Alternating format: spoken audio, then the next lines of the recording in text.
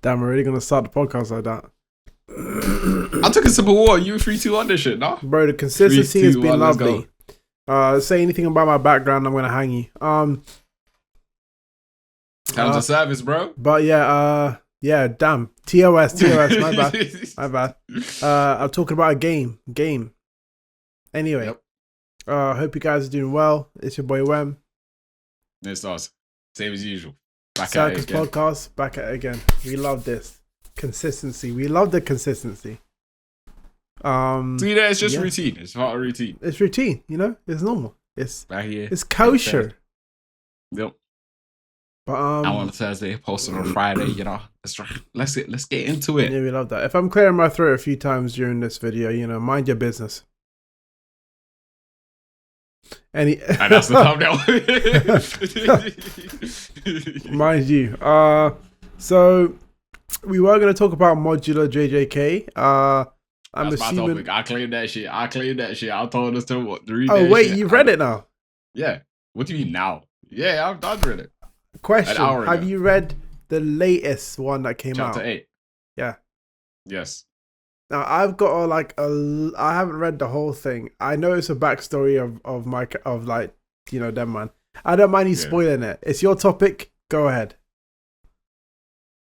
Alright, so spoilers for chapter 8 then. No, spoilers. No, spoilers for the whole thing. Like, let's just do a run recap because we haven't even spoke about it once during the podcast. So, Yeah. in fact, should I do the first few chapters, or you do the next few, or like how are we doing it? Yeah, go on then. Let me just pull it up real quick as well.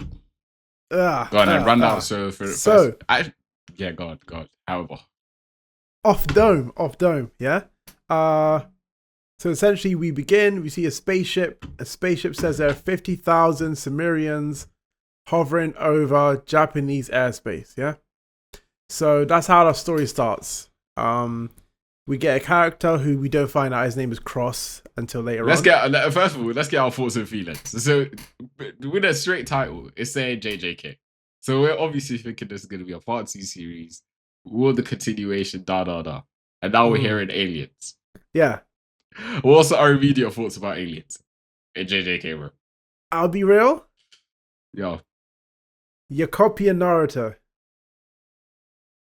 Because Naruto already did that thing where it was like, we had the power system escalated, and then eventually it was like, yo, how the hell these niggas do that? We get flashbacks, we see niggas with 6 eyes, or a third eye, and then all of a sudden, Kaguya comes down. By the way, you guys are descended from aliens. Obviously, 800 episodes build up. So, and even back then, people weren't too happy about the whole thing. Yeah. But they brushed past it. I do feel a bit like it's like going for the whole alien thing, bro. You had a lot to finish in JJK. You didn't need to add a separate character from. You could have said, "Oh, American JJK sorcerers." Adding aliens doesn't really do much for me. I'll be real, but I also read it. I'm not hating, but I don't feel like it adds too much spice if you said, "Oh, Swedish aliens," but Swedish like JJK sorcerers. Because let's be real, I don't think we've met any. Have we met any like outside sorcerers besides the Japanese ones? No, because they're mainly in Japan anyway. Yeah, that's like why they landed there in the first place. Yeah, no, it's just, I don't know, man. I'm not. At first thought, I thought, okay, it's ridiculous because it's like, yo, we're dealing with cursed sorcerers, now we're dealing with aliens. Like, give it a bit of dan here. Like, where we go with this? Yeah. No slander to dan. I was using it for analogy, by the way. It's a good show. I can't stand Dan. I'm gonna continue. If you move past it, there's actually a good anime underneath it. But I see why it's not your vibe. It's not really like it's not really that mature. It leads more into a romance with a side of action, if that makes sense. Oh, which brother. Ain't the best. It's not the best advertisement, but it's good. It's good. That's the thing. You have to have like leave it a bit of leeway. When you're feeling happy about life, then watch that. You can't watch it feeling grim. Regardless, the action's fucking good though. The action's goddamn good. Anyway, back to JJK MODULO. Yeah. I think initially having the aliens in it sounds stupid as hell. But then when you start reading, like, as you're going through the chapters, like, it presents like a new problem. If that makes sense, like as you work through their motivations and like. Oh no, they do it beautifully. I will say, hands up, the way they explain everything about like the immigration stuff and like having these like it's very well put together. I'll be honest, I enjoyed every second of it. But same. Continue. Yeah, I was surprised. Like what's it called? What? Oh yeah, while I was reading it, I was giving props in my head to like Gege for the way he's like so able to integrate things, like get you straight hooked into the world building. Exactly. If that makes sense. Yeah. Which I was like, what? I was reading this, I was like, I'm hooked into this, like, and I've only read like 3 chapters in, and I'm like, why do I care about these people so much? Because he gives them such strong principles, and it's like even if they're principles, they're not like they don't strongly like hold them to their chest, kind of thing. Yeah. He gives them enough division where it's like they have something to talk about between each other or argue about between each other. Yeah. Like some like moral cross or disagreement that gives like the whole, character dynamic. Like the whole conversation that Cross has with Yuka. And he's talking about how do you know Cross, the so you got the 2 twins. You got Cross and what's his name? Maru, yeah. Maru, yeah. Yeah. And when she's speaking to Mario, and she's like, spoilers, by the way. I'm going to, fat spoilers. Yeah, this whole thing spoilers. The whole thing spoilers. Just let you know that. But when you find out that she's got a tumor, and... Oh, yeah. The whole, like way of living type shit. Yeah, and he's, like, ranting about, like, people basically come to our place and just stole and all this stuff. And he's, like, contradicting himself in his brain. When he says to her, you haven't gone through anything. And in his head, he's saying, I know she's gone through a lot. But do you know I like how he says that, but there's no addition on top of it? Because he kind of knows what he's saying is stupid. No, not stupid, but he knows that he's saying it to the wrong person. This is not the person to be saying it to. Because he knows she's gone through a lot, but he feels like he's losing the argument. So all you can do is scream at her. He's just standing there screaming. And then the other one. Mad. The other one that I really liked was their analogy about the whole like religious thing. Would you stand? Oh, the cross. Yeah, I love that. In that same conversation, I was like, damn. Yeah, when she was like, if someone's a real person, would you step on him? Yeah. I was like, he's in his bag with this. He was talking about, if this like item was now a living thing, would your sentiment change? It's like, bro, I had to pause it. I was like, what the hell are you doing? Bro. I was like, yikes. If someone hit me with that, I'd be like, fuck. And it's the fact that he continued because he was like, yeah, this is why I don't fuck with you guys' mindset. Because it's all good to step on someone's religion until that's a real person on a cross that you got to step on. And it's like, damn, fuck. Yeah, it just hits you these moral conundrums. Yeah, and you're just like, what the hell? You know what? Gege must be sitting on a mountain with a bunch of monks and they hit with these fat questions. Yeah, bro, just one-liners, one after the other. And he's like, Speaking in quotes. But it's like, it's a nice build-up of all, like, so we get to know the morality of all the characters, because obviously Mario and Cross are very different people. Yeah. And then you've got the big Sumerian. Does he have a name? The one with the horns on it? Nah, he hasn't been named yet. So he just pulled up to the meeting and that's it. Yeah, he just pulled up and gave my man a shock, and they were like, "Yo, what the fuck is that?" Yeah. But you ain't Sukuna, bro. You haven't pulled no feats. I don't want to hear it. He ain't pulled feats, but wait, do the aliens know about Sukuna? Like, because I know only the humans know about the incident. Like, humans know about him. I don't think the aliens know. I don't think the alien. Possibly they would have known of him because, bro, that like, come on, you know what I mean? That man's thousands of years old, right? But. Yeah, I don't think they know about him. I said they were camping until he went.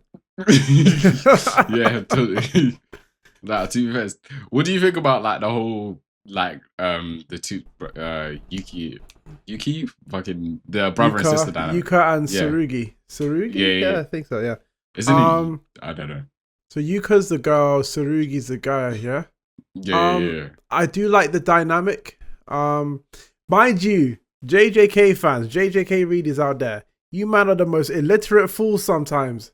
Because Gege will be like, this panel clearly demonstrates that this character can do this due to the fact that he has done this before in the said panel that I explained.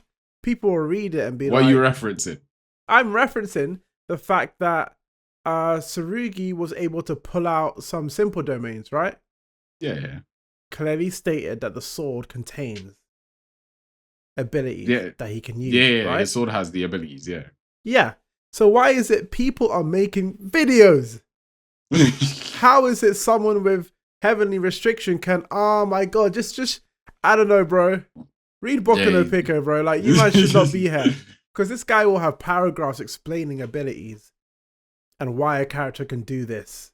Since they have like a withdrawal with this and that. And it's like, yeah, man, I love this. And sorry. I just can't stand it, man. It's annoying. But yeah, no. Yeah. It's besides that, now his world building is just beautiful. But do you know what it does also? It's like, makes me forget the ending of JJK. And it makes me not hate it as much as I did. Because initially...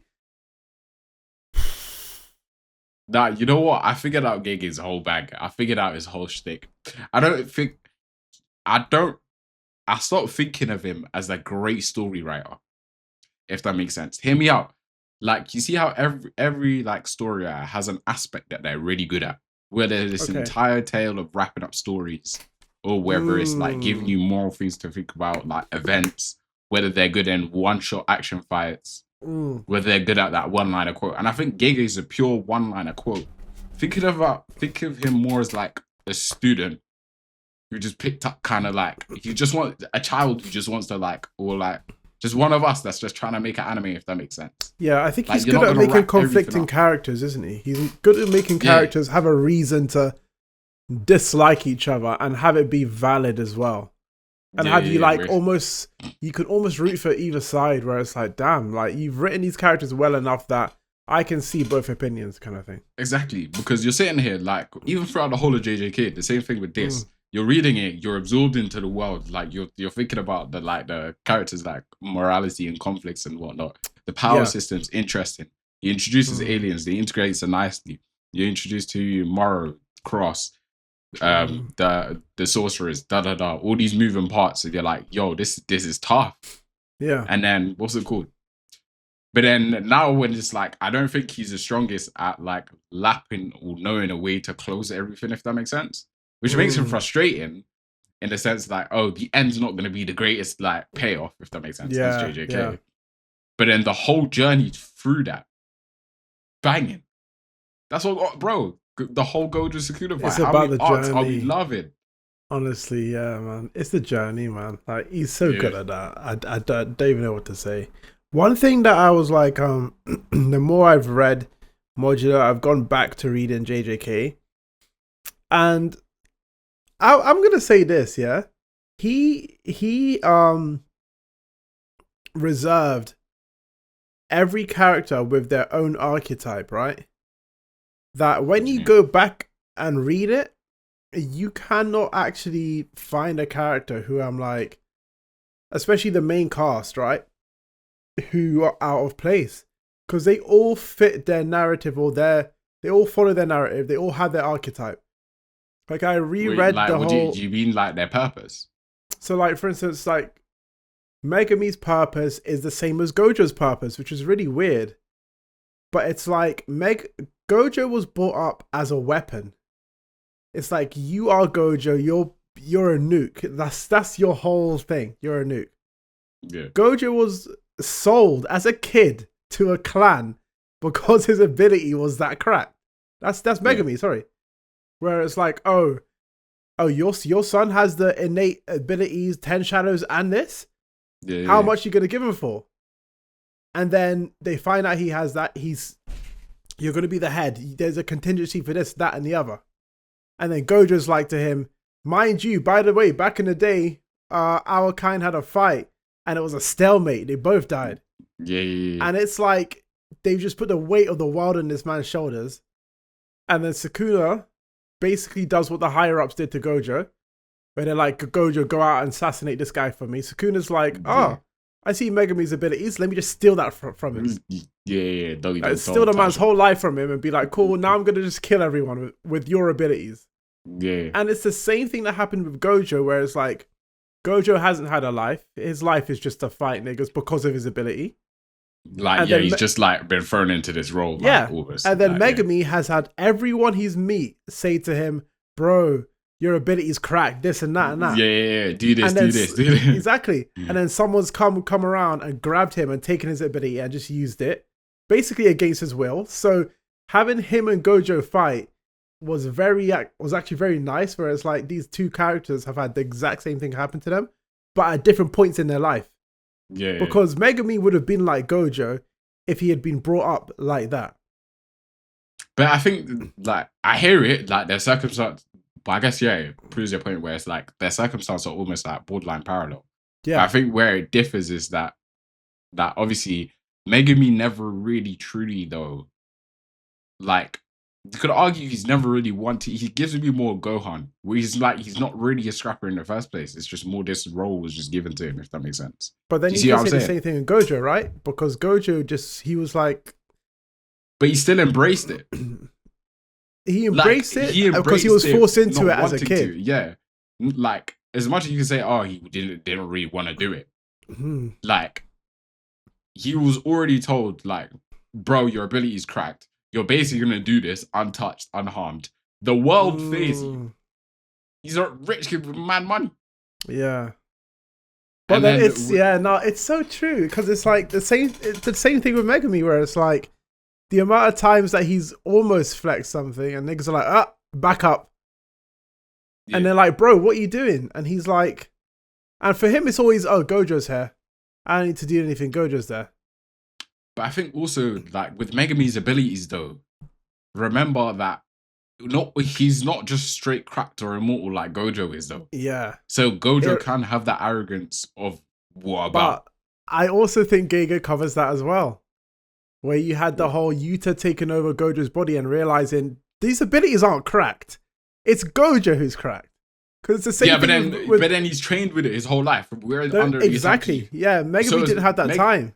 Yeah, Megumi didn't have that time. He's a teen. It's like how Teen Gojo got smoked by a fucking Toji, even though like obviously he's mad tired and shit. Yeah, asterisks. But yeah, because like it shows that if you were to get Megumi and give him, because how old is Gojo? Like 30, and Megumi's like 15, like I think, right?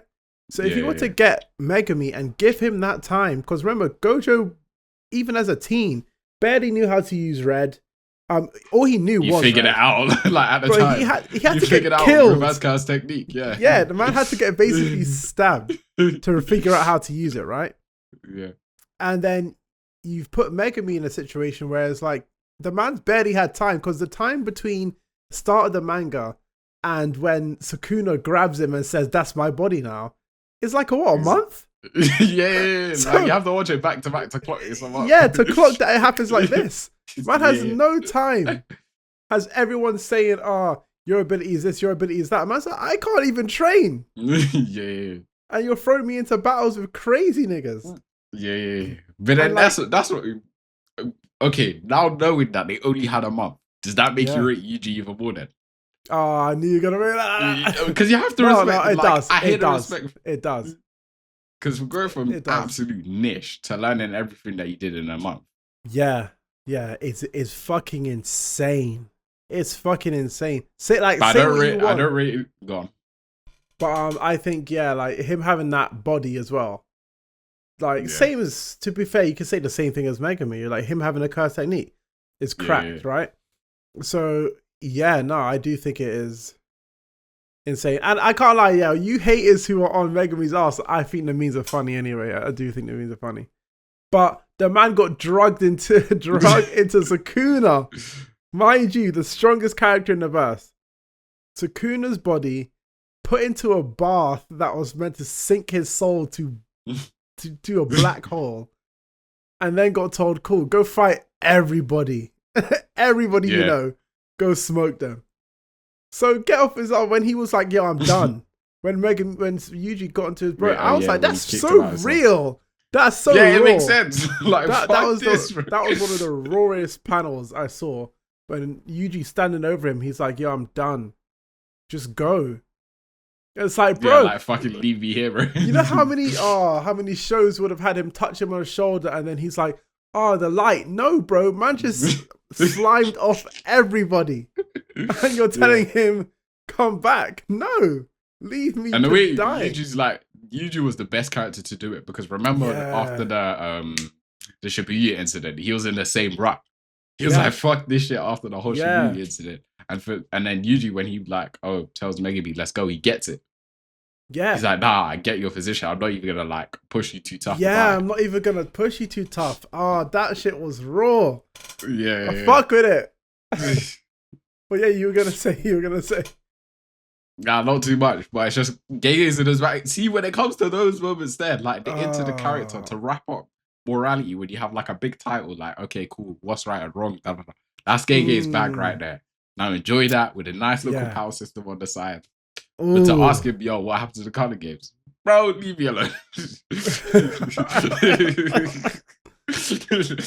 don't ask Gege. The lion doesn't ask Gege what happened to the Culling games, man. Yikes, man. Even though bro, that is a big hole that I don't understand. You know what it is? I think he put it in the story and then clocked like, yo, damn, why did I include such bullshit? Yeah. Do you think we might get it explained in MODULO? I don't think so, because this isn't even Yuta's kids. It's Yuta's grandkids. Yeah. So I think that a lot of people don't even know who some of them characters, or not don't know, but they might not even know who some of them characters who fought Sukuna were.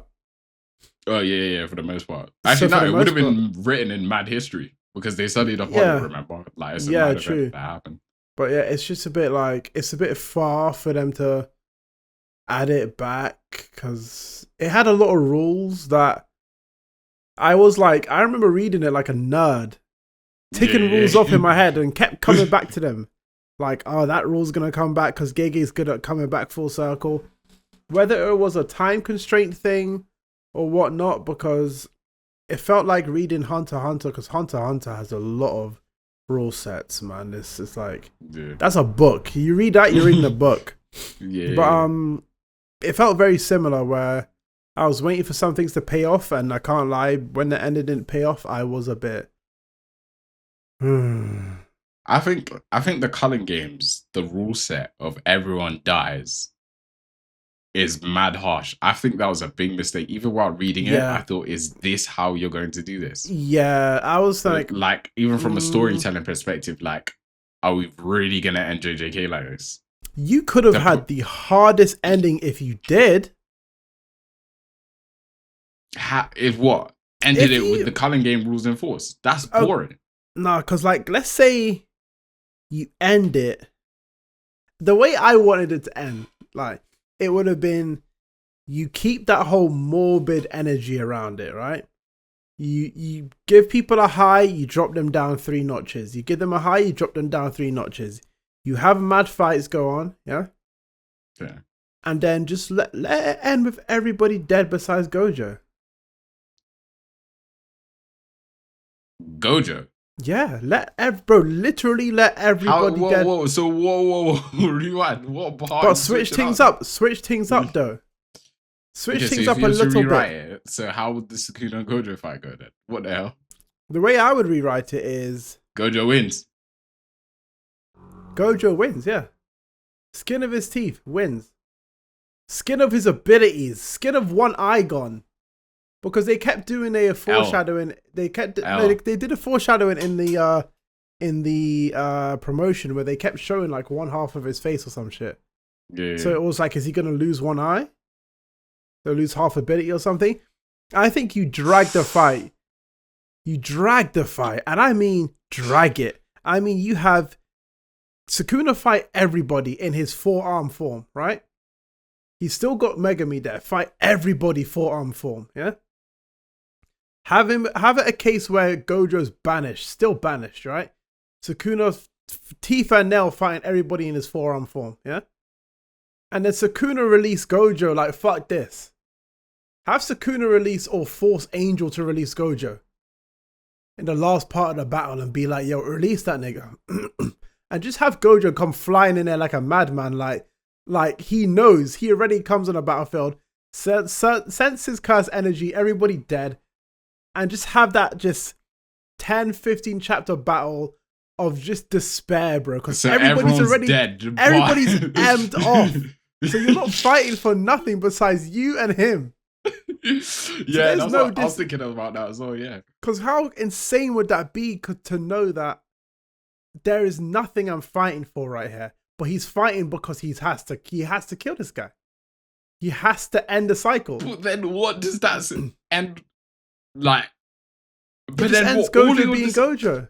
All your disciples are gone. Like JJK still could Jiu-Jitsu sorcery still continues. Exactly. So what happens next? Just have that nasty cycle that continues. Same as like Attack on Titan, where it's like it doesn't matter what you do, bro. It doesn't matter. It always does this. The cycle always continues. Just have him floating in the sky with one eye not there. He's the strongest, right? And he knows what comes with being the strongest. You're on your own, bro. Sukuna there on the floor, dead, smiling at him like I had a good fight. Exactly the same. And just have him, some Batman and Joker type shit. Harvey dead. And Gojo not even smiling back at him. Him just looking down at him, bro. One eye gone. And that's it. Just end the panel there, bro. Just end the bro, have some balls. Wow. What kind of nasty ending that would be, bro? That would be disgusting. I'd hate it. But I mean, bro, the respect you'd get having an ending, and then the little creature just says the Cullen game has now completed. Yeah, now everyone with Cassidy dies. Yeah, Gojo, you finished points with. And it's just listing off the points in his head. And bro, there's no other words besides this little creature telling you the points, and the veil just disappears. Love that. Come on. That would be kind of tough. Thinking about it now, I'm thinking like, imagine it. You just hear wind. Can you imagine this animated? You just hear just the wind whistling in his ears. And that's it. Like, no veil. Higher up's dead. All your man dead is dead. What's the point? What is the point? But you're still the strongest, right? That's it. And then you have little flashback with conversations to get to. Could you imagine? Are you the strongest because, bro? And you don't even need to finish the conversation. Just have him like half say it. Are you the strongest because you're Gojo? Are you the Gojo because? And that's it. Just have the because there. Look around you. And just have him looking, bro. That's it. Like, do you know when they have that image of Pain, when Pain's floating above the city? Yeah.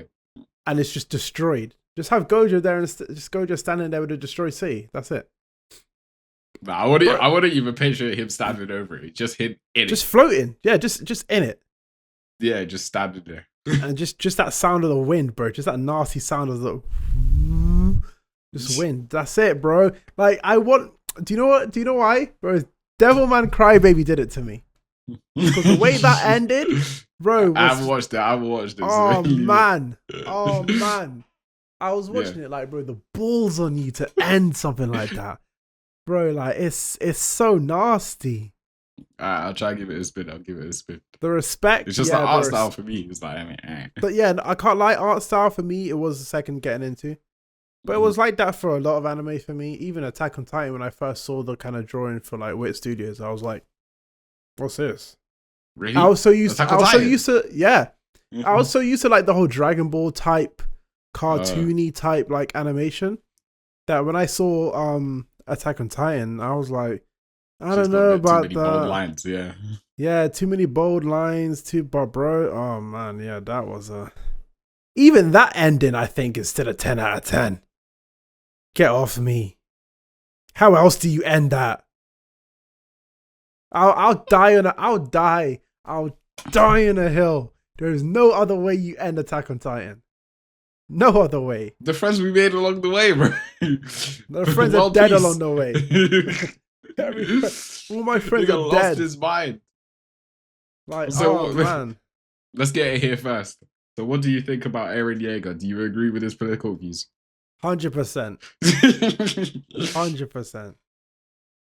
Oh, bro, just that little clip in season 4. Mind you, Mappa, fuck you. Mappa, fuck you, man. Like, what you did put in that mad delay between season 4 part 1, part 2. Part 2, yeah. Like, you lost all the vibe. Everyone was fucking with Attack on Titan, and you took so long that people started reading a manga who don't read manga. Yeah. Everyone was like, I already know what happens, man. Like, you guys took too long to animate it. Yeah. But, bro, that That scene when he's talking to that random kid and he's just saying, "I'm so sorry." Oh man, that's so raw. Wait, the start of season 4. Season 4, part 2, I think. The baseball kid, I think, yeah. Yeah, and he's holding the kid little crying. Thief. The thief, yeah. And he's like, "I'm so sorry." And he just keeps saying, "I'm sorry." And the kid's just like, smoking. "Who's this random person?" Like, and it's like, he just knows, "I'm so sorry." Oh man, but I hit differently. And then when you see the fucking Titans and the colossal Titans stepping on that guy's head, and the face is just like, oh man. That's when I knew the season was serious, when that happened. That's when I knew, oh god, this is gonna go terrible. Man, they were just getting smoked. 80%. 80% of the world gone. 80% of the world just cleaned. Man said, how drastic can I get? What can I do? Yeah. And it still meant nothing. That's what I love. It's the hopelessness of I can only do what I can do to give this world maybe 100, maybe 50 to 100 years of peace. Because after he gone, humans start killing each other again, and it just rinse and repeat, and we sent back to the Stone Ages. And then they see the creature again. The point? That's the thing. It's either you do nothing or you do something drastic. And he had to make that decision. You do something drastic, or you. I guess he gave a clean slate for humanity to try again. Yeah, exactly. He was like, "I'm going to give you guys everything, clean slate. I'm the bad guy. All focus on me, please. No, nothing else." And he made sure he did it to the very end. That he was like, "Now you guys have got it from here," kind of thing. It's like, that's what else can you do at that point? I guess, yeah. If you like. He's kind of like the villain, if that makes sense. So it's like, he is the ultimate villain, where it's like nothing else could be as bad, if that makes sense. Yeah, it's like, oh, we're all bad, but him, like you're my let's friend. Unite now. On this. Yeah, let's unite on this. And it's like and for him, it was like just to give my friends some peaceful time. Because how deep is that? It's like, yo, forget the generation after them, because he knew that this cycle continues. So it's like, at least I can give these guys some peace and quiet for the rest of their life. And from there, it's like, you can't do, it's up to humans. Such a, I hear that, but that's such an artificial way of thinking about it. That's such a 5-year-old way of thinking about it. But there's no other way. Yeah, if I move the mess to the side, like, oh yeah, now I don't have to deal with it for now. 5 minutes later, the mess appears again. You're not actually. But then it's like, does he have to keep resurrecting and becoming the villain every 150 years then? That's what? And just why age? No, you're not solving nothing. But I mean, I guess the whole point of it was like, all of these meetings that they had and all of these get-togethers, they never worked. It's like the real world when you think about it, right? No. It's not that they don't. What do you mean? It works in the real world. It's just some. Does it? Yeah, you do, but you have errands that. The whole point, you could use violence. I'm not 100% against the use of violence, because, of course, it gets to a point where they go, listen, I hear it. But it gets to a point where it's like, they even said it themselves when they're crashing the whole, like, what's it called? What's that speech? When they crashed it with the fucking Titans and announced themselves that they'll do the whole fucking rumbling. Oh, yeah. But then, to be fair, from Aaron's perspective, they were going to get outdone by technology, so they had to do all nothing. But regardless, I don't think it gets to violence gets to a point, but otherwise, now you're just, when do you become a villain in your own what's it called, pursuit of freedom, if that makes sense? I think because you can use violence. People will put up with the fact that you're angry about your situation, but then when it gets to a point, it's like, bro, now what are you doing? You're just massacring for the No, but I think that's the point. I think that was the point though, where it was like, if he stopped halfway, you still have these conflicts. He was like, I have to be so drastic that the conflicts are, because remember, even at the end, niggas were still trying to point guns at each other. Where it was like, you're not sending the message. How deep-rooted is this? But at that point, your message doesn't exist. But then I guess what you're fighting for becomes obscured. You're not even fighting for anything at that point. But then you're fighting for survival. Of who? of human species. It's No, like there the isn't. race comes out of it If now. you kill people, there is no species. I guess that's why. So he didn't what kill are you everyone. fighting? He killed 80%. I'm still less with you. Okay, and you killed 80%, and you never even spoke to them. You just left them with the trauma of, okay, cool. So if I swear he did speak to them. I swear he spoke to them in their heads. Oh yeah, probably. But In regardless, the past, I doubt he got his. I doubt he had something political useful to say. Regardless, no, he just said, "Yo, fuck y'all, I'm killing." I'm killing. I said, now you're free. Deal with the trauma yourselves. Demon, bro. But I like that, bro. I can't lie. Attack on Titan did it well. Like, endings are something that are very difficult, but if you can get your ending 75% good, then I think it's perfect. Because not everyone's gonna like it. What do you mean by a 75% good ending? What's your like? Okay, If it's what's an ending meant to accomplish? I think an ending is objectively and not subjectively. Objectively wraps up your story. And I think the way Attack on Titan did it with the last chapter, especially when he did it in the book, where the last chapter was the same as, what was it, like 1,000 years? What was it called again? I forgot. It's like to you in 1,000 years. To you in 1,000 years, something like that, right? How it essentially, the whole story does this.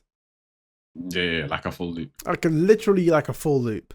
And I do like how it just calls back and it's like, cool, we're wrapping this up in a bow and tie. That's all you need.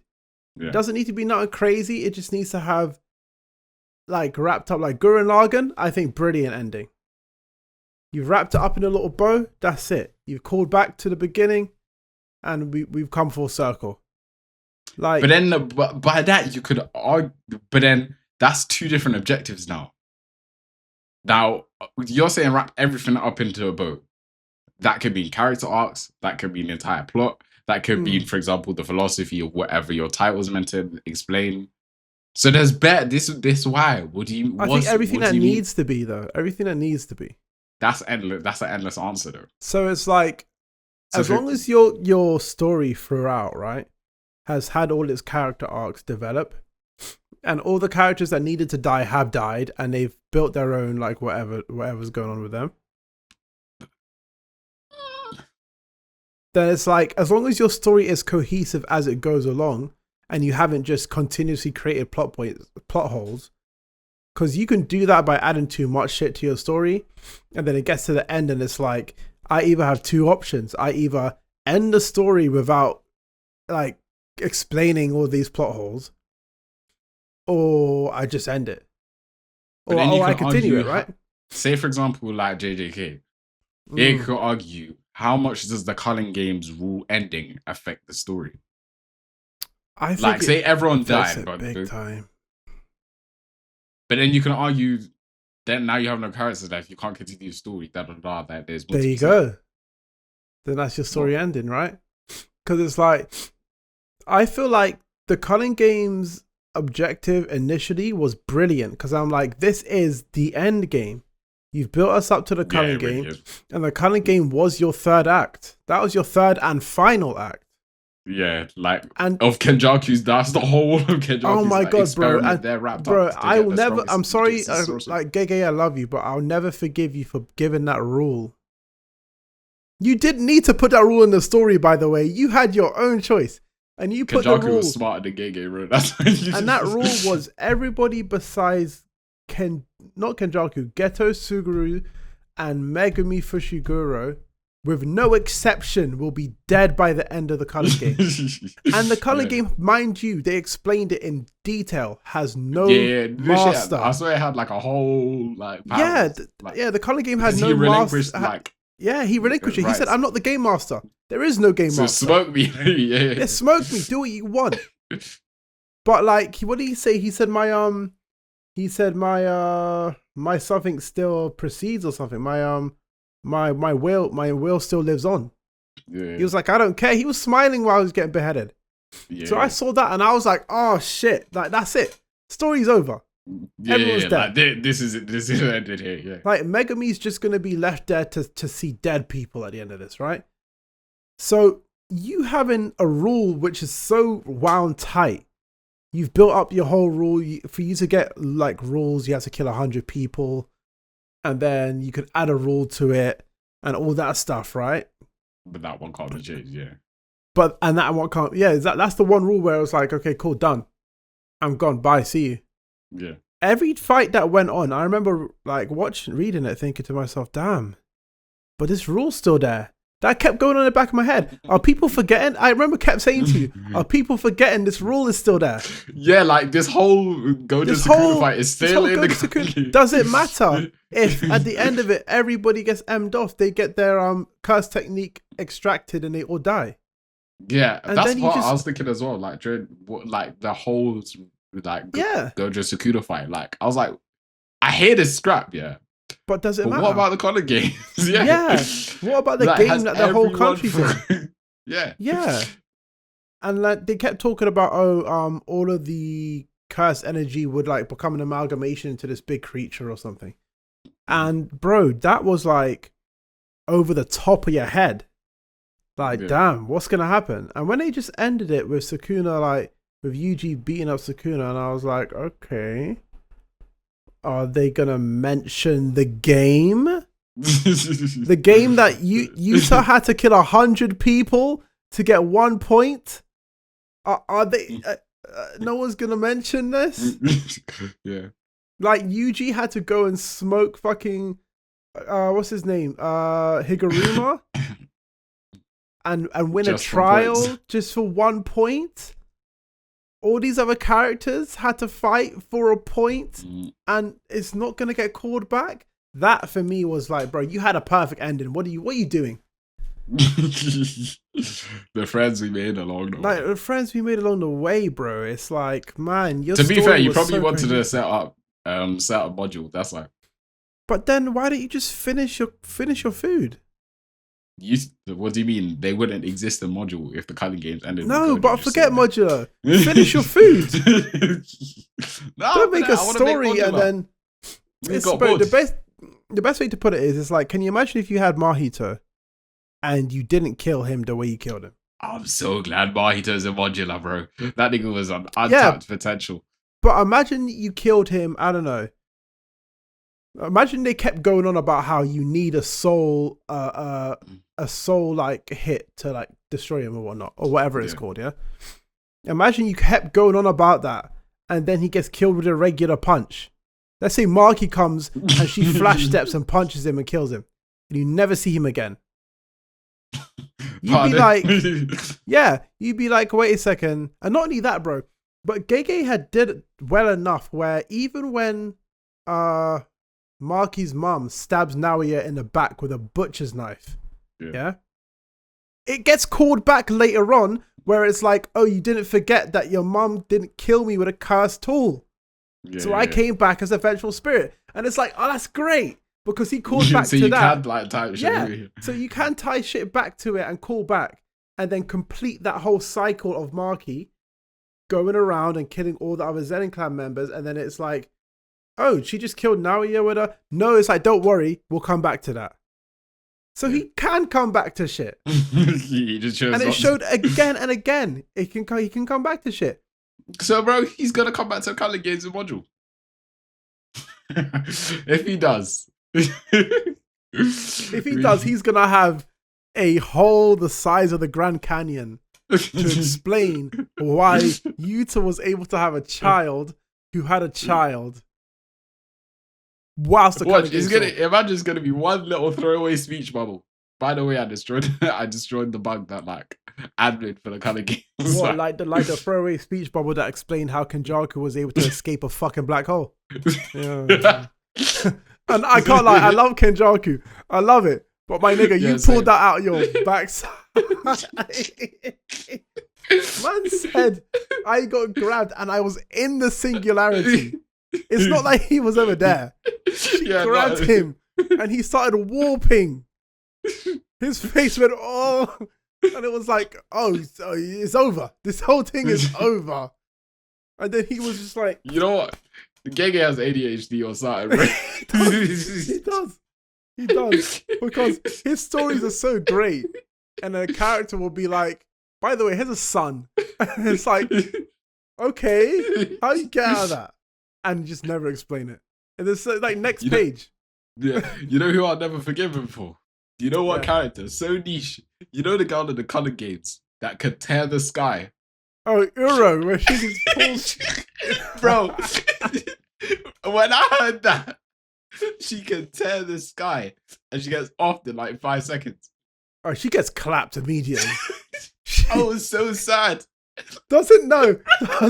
Bro, She keeps coming in the sky, and Yuta's just like, you say swear, and just dogs her immediately.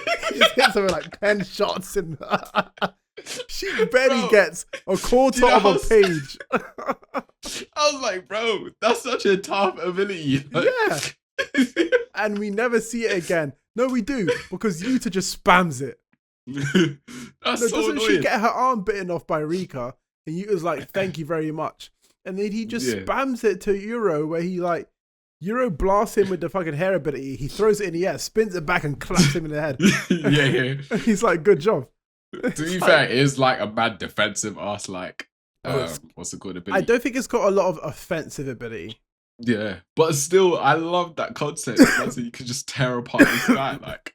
Uro's problem was that she ran into a fight against the 2 niggas with the highest output in the whole story. That's the thing with JJK. You just run into the wrong nigga. Yeah, wrong nigga, wrong time, and it doesn't give you any like you don't get any like no leeway. Like, no leeway. It's just like, oh, and they jump you. Like, and then they like, all jump you, man.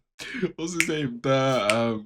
The magma. Jogo. I think his name's Jogo. He ran into the 2 strongest niggas. Twice. No, he ran into Gojo twice. He ran into Gojo twice, and then SUKUNA smoked him, and everyone thought he was weak. And everyone was like, "Oh, who's this weak nigga?" No, bro. Bro, man would have clapped a lot of your favorite characters. Disaster curse, bro. You know what I mean? Like, fuck. I got done dirty. Mahito, same thing. Mahito would have been a demon, but he ran into the one person who can attack the soul. Yeah. For one person. And I will always say this. Mahito would have clapped Yuji if Yuji didn't keep getting help from every lackey that come and pull up. I know it's Jump Kaizen. I understand that. But that man, let's not act like that man didn't get saved 9,000 times by Mahito the first time he pulled up. No, by what's his name? By not Mahito, by Nanami? Sensei, yeah, Nanami. Yeah, Nanami. Yeah. Had to pull up and save this man. So did 9 other characters. Every character saves him, yeah. Every character saves him. He's like a student. He's gonna have like people around him. And Yuta was the only person who went into a fight with 4 other niggas and dogged the lot of them. Okay, but bro, and dogged them. I'm sorry. It's Yuta who has the fattest guardian with the most cracked abilities. Bro, I reread that fight, and do you know how dirty it is that he starts the fight, and the first thing he's thinking is, I can't show these man that I've got RCT. So he refuses to use it until that nigga bites a chunk into his shoulder, and he picks him up and spits a blast into his face. He's like, oh, that's annoying. Annoying. And they're looking at him like, what the fuck is this thing? We have to fight him. Bro, he's the most cracked. Cracked. That's the thing. Oh, I don't know how Gege does it, bro. With these abilities. Bro, and I can't lie, the fact that we're going to get that animated next year, oh my lord. I can't wait for Maki's arc, bro. She's going to get a glow up. I've been waiting for that shit. Are we going to get that in a movie? I think so, yeah. Because remember, she does she kills the whole clan in the trailer. So she's gonna get her glow up. Okay. The cosplay. No, okay, yes. Now topics. Since we've been yapping about JJK for the last 50 minutes, essentially. So that was my topic. That was your topic. Fuck. Yeah, we started on module. Fuck. What topics did I had? No, I wrote something down. I feel like if I didn't write it down, then I'm gonna look like such a clown right now. But I think I wrote something down. To be fair, you encapsulated quite a lot. like already. Gulp. Niche. Absolute niche. Absolute niche. What was I thinking? Oh yeah. We'll just have a little rant. Okay, little discussion. I just recently watched Interstellar. God, that good movie. Yeah, like 2 days ago. His link to his review in the bio. Grazie. Check it out. Regardless, I was thinking, at the end of the movie, I described it as a perfect meal. Like, it doesn't need a sequel. It doesn't need this. It doesn't need that. What do you think about like sequels and the idea of them in general? Because I was thinking in my head, there could it is a perfect meal, but there could be a sequel to it. Do you remember how it ended? Right? Yes, I do. Yeah, he goes to it. He's like, "Oh, Murphy Station," and he's like, "Oh, name after me." Nah, man, your daughter.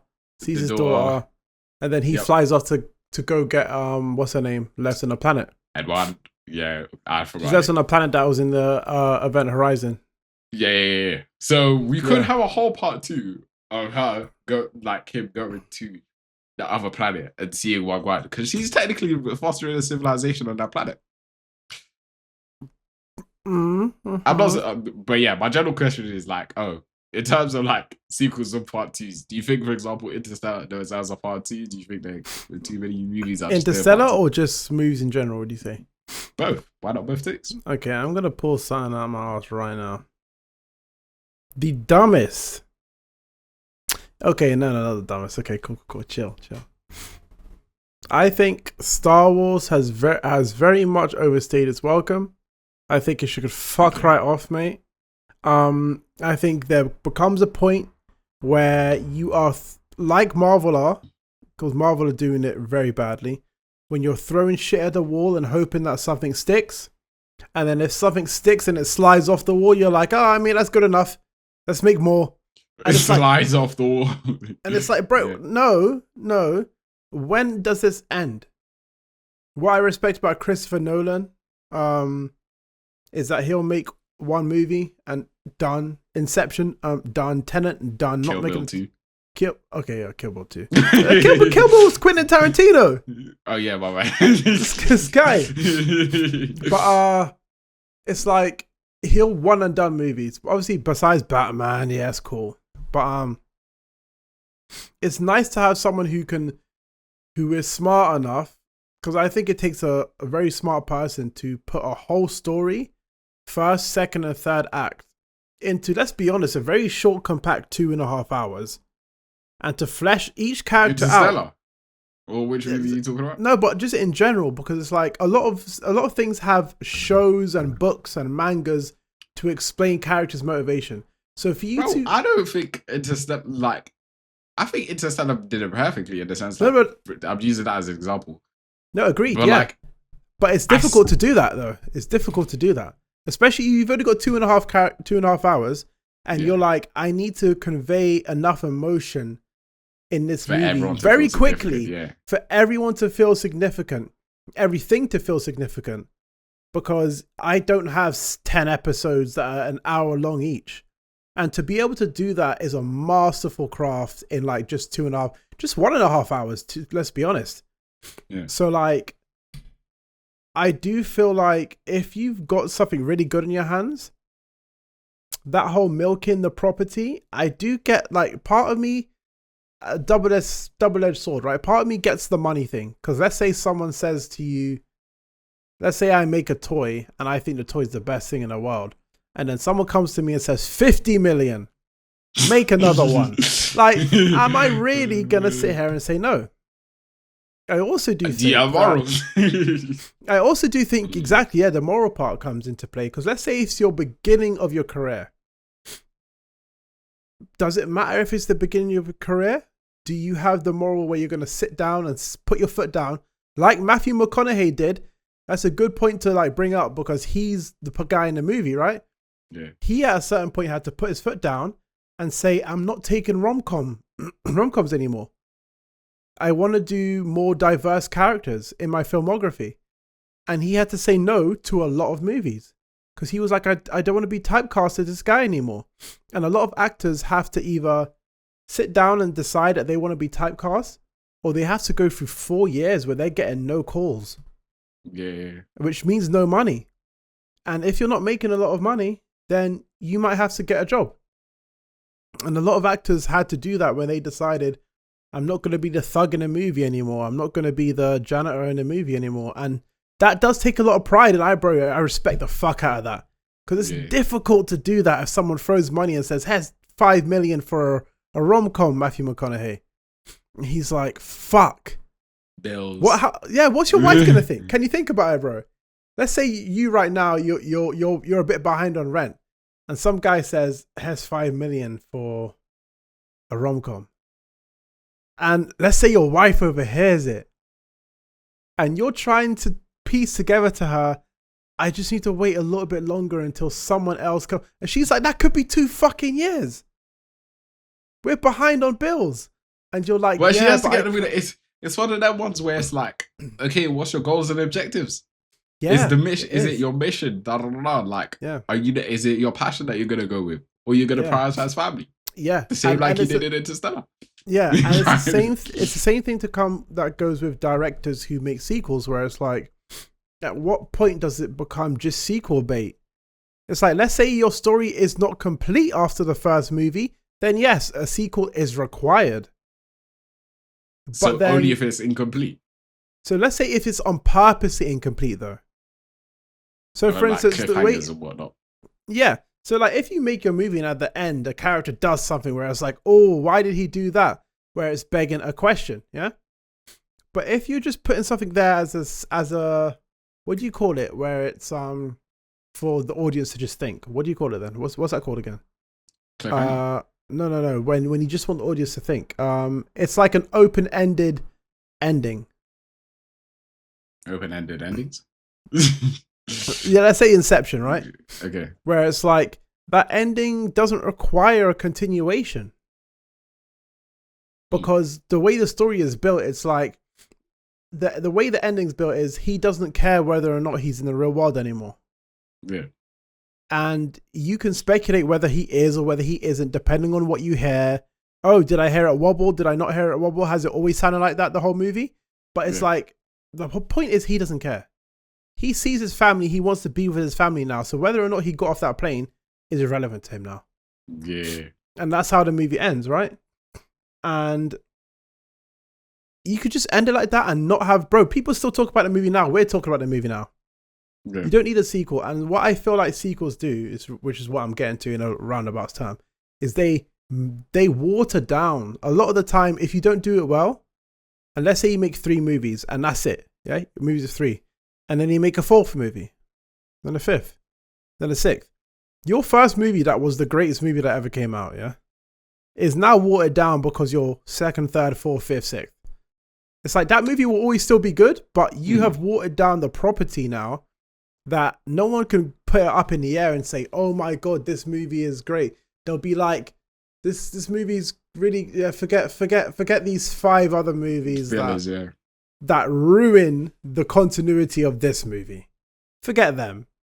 And I think you messing with your own continuity can turn something that seemed valuable, that seemed very like, oh my God, this is first class, to like, it's a B grade. The series is B grade. It's like, it's okay because of the other movies.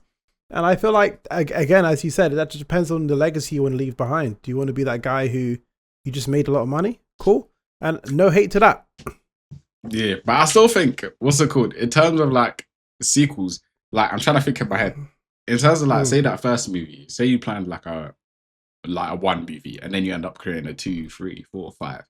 I think I'm trying to think of why the first movie gets ruined. And like, obviously because now it's been tainted with the memories of like the first, like 2nd, 3rd, 4th, for example, watered down or whatnot. But I also think it's like, with the first movie, your expectation as well. Like, you were expecting a complete movie from start to end. Yeah. And then with the second movie, okay, you're thinking, okay, cool, continuation of the first, like, okay, cool, start to end. But then I'm thinking, like, from a studio's perspective, like, you have to, as an audience member, kind of shift your perspective from, okay, it's going to be a start-end story, and kind of go with a journey of 5 movies, if that makes sense. Yeah.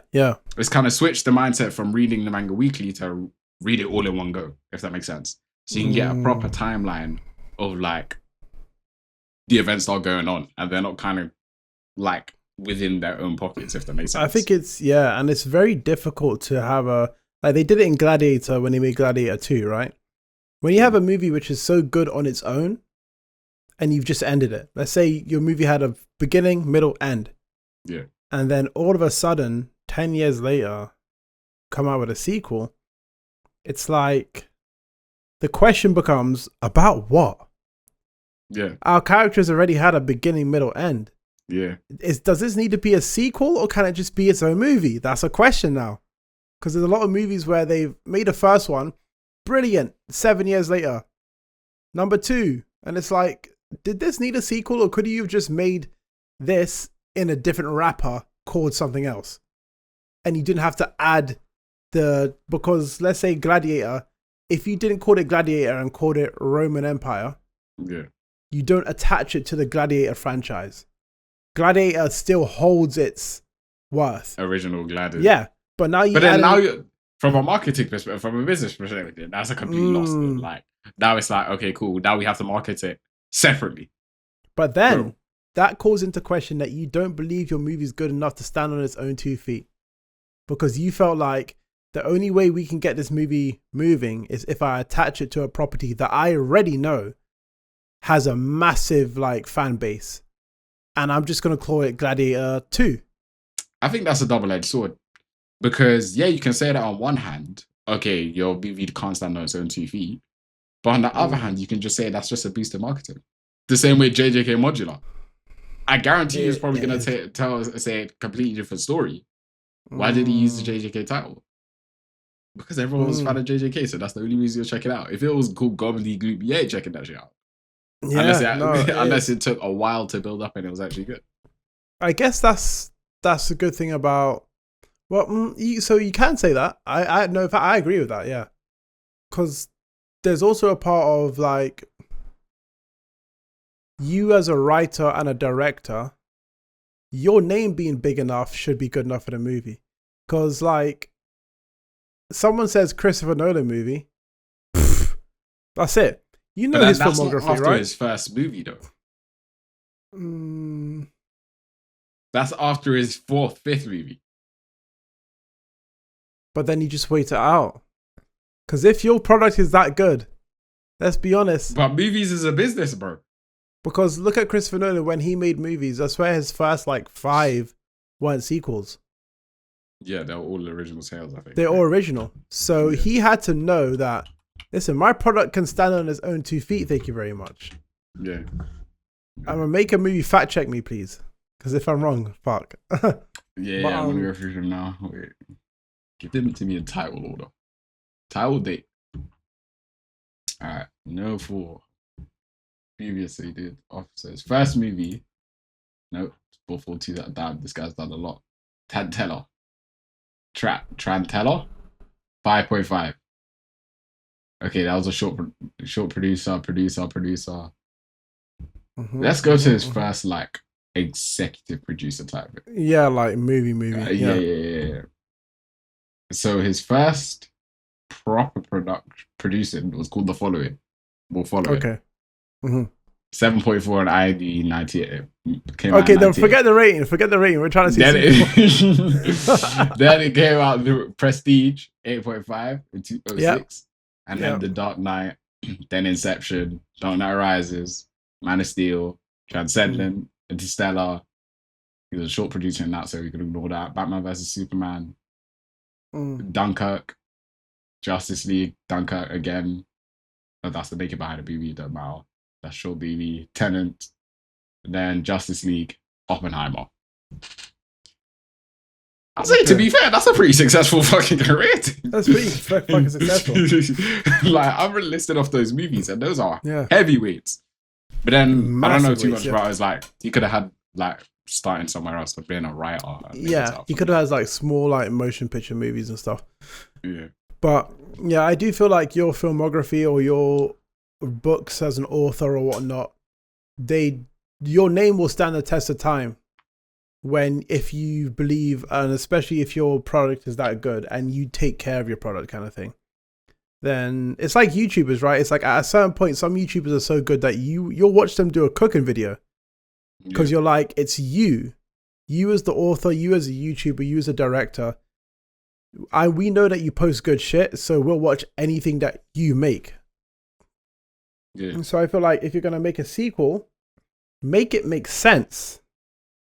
Like, make it attached to something and be like, make a reason for the continuation of the story. Yeah. Instead of you just slapping 2 on it and being like, I guess it can, add something to it. I guess, because fuck it, right? Because I think the big corporations do that, where they're like Moana 2, man, was the biggest pile of hogwash I've ever seen in my life.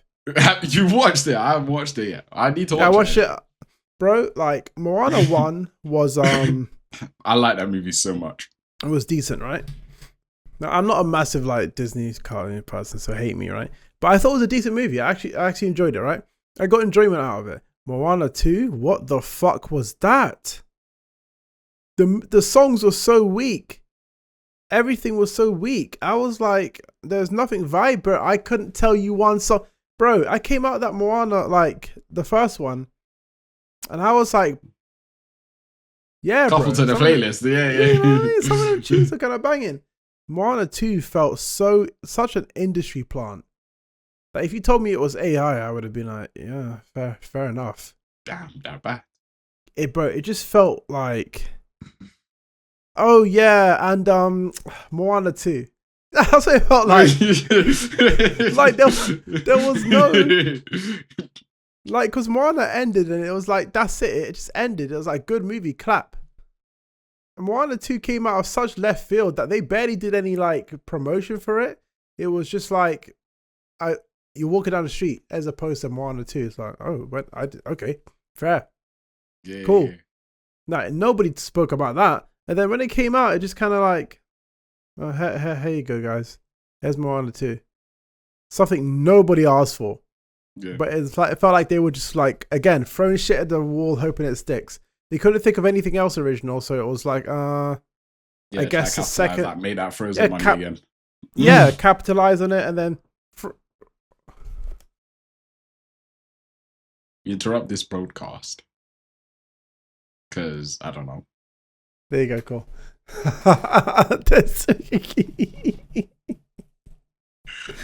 Get I know. That's thumbnail. Moana, yeah, what are you saying? Moana, the sequel. You said it was useless, and they were like, "Okay, cool." Try to crash grab on back. Yeah, like Iron Giant 2. Have you heard that rumor? Is that a real thing? Rumor? What? Yeah, there was like a rumor. I don't know if it's a real thing, because if it is, I'm heard of it as well. Yeah. If it is, I'm gonna. Bro, it could be a good property. It could be a good little kush.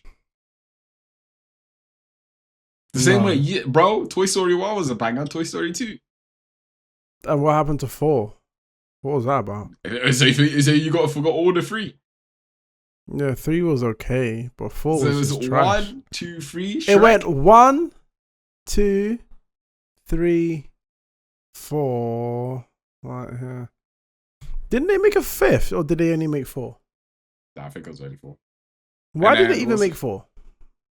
For the friends we made along the way. People grew up. Oh yeah, Inside Out 2, bro. That was bang. Next topic. Anyhow, yeah. Next topic. Fuck that. Yeah. What other topics did I have? Let me think. I did have something I wanted to talk about on the podcast. Probably gonna sit down there and forget about it because I'm a clown. I didn't. Did you? Huh? I didn't. Did you? What? Me empty for topics, my friend. Well, that's been the episode for this week. Hope you have enjoyed. Get a load of this guy. Hope you've enjoyed your lunch while listening to us. Yeah. I hope your day's gone good. Nah, I don't really care. Just like, comment, subscribe. Spinny boy and stuff. No, he does care. He does care. We do care. Not like, comment, subscribe. You know, here's another reminder to please leave a like, comment, subscribe again. Leave a like. It's been your boy Wem. He starts. Circus Podcast in a bit. Stop recording.